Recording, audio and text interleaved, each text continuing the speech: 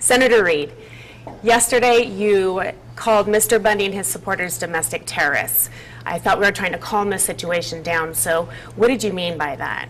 Just what I said. Why?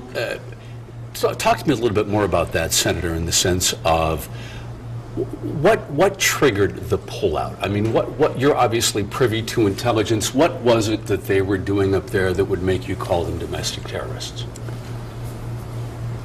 The National Cattlemen's Association has a wonderful branch here in Nevada. I met with them last week. I met with Joe Gill, Dean Rhodes, Fallon, what's his first name? Head of the president.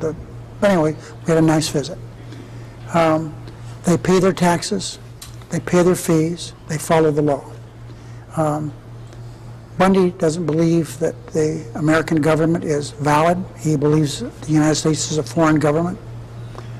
He doesn't pay his taxes, he doesn't follow the law, he doesn't pay his fees. And if anyone thinks by any figment of their imagination that what happened up there last week was just people rallying to somebody that was oppressed, 600 people came in, armed. They had practiced, they had maneuvered, they knew what they were doing. They set up snipers in strategic locations with sniper rifles. They had assault weapons. They had automatic weapons. And they boasted about the fact that they put women and children. In fact, one retired sheriff from Arizona boasted that he put women and children so that they would get hit first. So 600 people.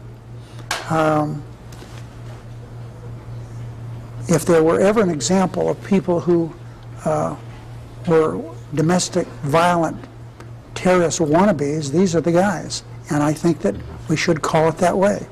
We have a situation where I think that it's really untoward. Would it be appropriate if Jim Rogers, owner of this station, got behind in his taxes or had a problem with the Federal Communications Commission to station around here when people tried to collect taxes or to do something that was in keeping with the law and surround this place with armed people? Of course not. And remember, not only did Bundy do what I've just said, there are two valid court orders, a permanent injunction, get the cattle off the land, pay your fees. Senator Heller, Yeah. is the Bundy family, are his supporters, are they domestic terrorists? No, I have a very different view. But no one called Bundy's a domestic terrorist. I said the people that came there were. Okay. What Senator Reid may call domestic terrorists, I call patriots.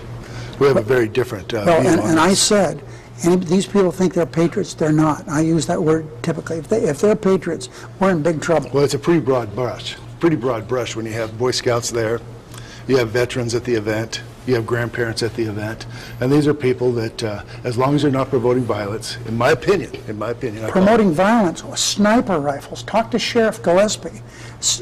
Automatic weapons. That's grandmothers. That's Boy Scouts. I hope not, because we got more problems with Boy Scouts than whether they can have gay leaders. If that's the case. I take more issues with BLM coming in with a paramilitary army of people, with individuals with snipers, and I'm talking to people in groups that were there at the event, and to have your own government with sniper lenses on you, it made a lot of people very uncomfortable. Right, because having the BLM armed, that's not a normal way to go in and collect money that's owed to the federal government.